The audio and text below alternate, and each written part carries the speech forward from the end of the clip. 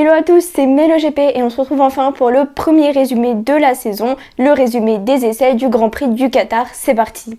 La première séance d'essais libres était assez calme, mais du coup on a quelques petites infos et anecdotes. Notamment, on a pu remarquer que les pilotes ont des visières transparentes, ce qui est assez intéressant puisque ça nous permet de voir leur regard pendant les courses, etc. Contrairement aux autres week-ends.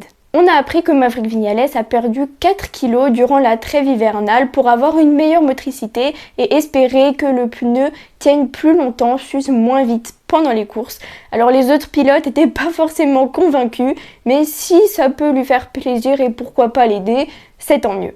Évidemment, je suis obligée de vous parler du rookie Pedro Acosta qui est juste exceptionnel. Il a notamment pris la tête pendant quelques tours et il a été comparé de nombreuses fois à Marc Marquez. Il a fait un rattrapage in extremis à la Marc Marquez et il a fait des glisses magnifiques dans les virages. On voit qu'il a déjà très bien apprivoisé sa nouvelle moto et il se débrouille déjà extrêmement bien en catégorie reine. Celui qui a effectué le meilleur chrono est Jorge Martin, suivi d'Aleix Espargaro, Pedro Acosta, Marc Marquez, Brad Binder et Johan Zarco qui s'est placé dans le top 10 qui est déjà exceptionnel. En 10e, on retrouve Pecco Bagnaia et en 19e, Fabio Quartararo. Suite aux conditions météorologiques, la séance d'essai qui compte pour les qualifications qui a lieu le vendredi après-midi ou soir dans ce cas-là, a été inversée avec la séance d'essai libre du samedi matin. C'est suite à une réunion avec les pilotes que la décision a été prise. 60% d'entre eux étaient pour cette inversion des séances et 40% comme notamment Johan Zarco étaient contre et il n'a pas manqué de faire part de son mécontentement puisqu'au final ils ont dû rouler avec l'obligation de faire au minimum 8 tours sur la séance. Donc c'est clairement une séance qui a servi à rien sachant qu'ils ont roulé en plus de 2 minutes. Donc c'était tout simplement histoire de dire qu'ils ont roulé mais ça n'a servi à rien ni pour travailler la moto ni pour améliorer les chronos.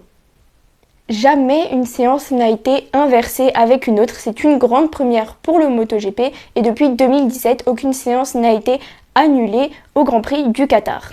Revenons à la séance d'essai. Pedro Acosta a cette fois été comparé à Casey Stoner pour sa façon de rouler alors qu'il découvre la moto et sous la pluie, il a déjà fait des chronos exceptionnels et a même pris la tête encore une fois de la séance.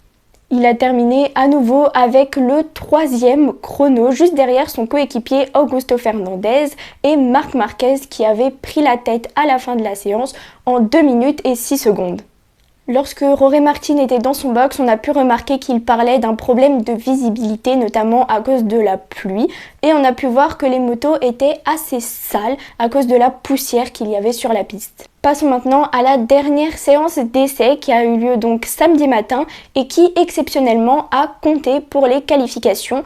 Et au lieu de durer 30 minutes comme la séance traditionnelle du samedi matin, elle a duré 45 minutes et il y a donc eu 5 minutes de battement de plus entre la fin de la séance d'essai et la Q1.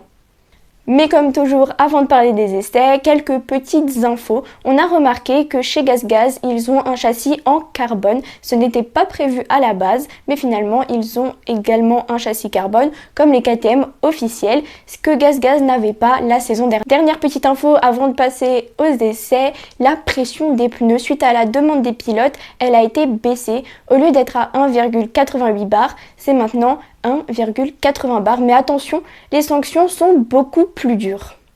Si les pneus sont en dessous de cette limite pendant plus de 30% du temps de la course sprint, le pilote aura 8 secondes de pénalité. Et si c'est le cas pendant plus de 60% de la course traditionnelle du dimanche, le pilote aura 16 secondes de pénalité. À l'origine, ils voulaient faire la disqualification directe, mais ils ont décidé de mettre les secondes de pénalité, même si les calculs sont rapides et on s'en rend compte très rapidement, c'est un petit peu égal à une disqualification. Côté pneumatique sur la séance, pas mal de pilotes ont utilisé des pneus médium à l'avant et à l'arrière, ou alors des pneus soft.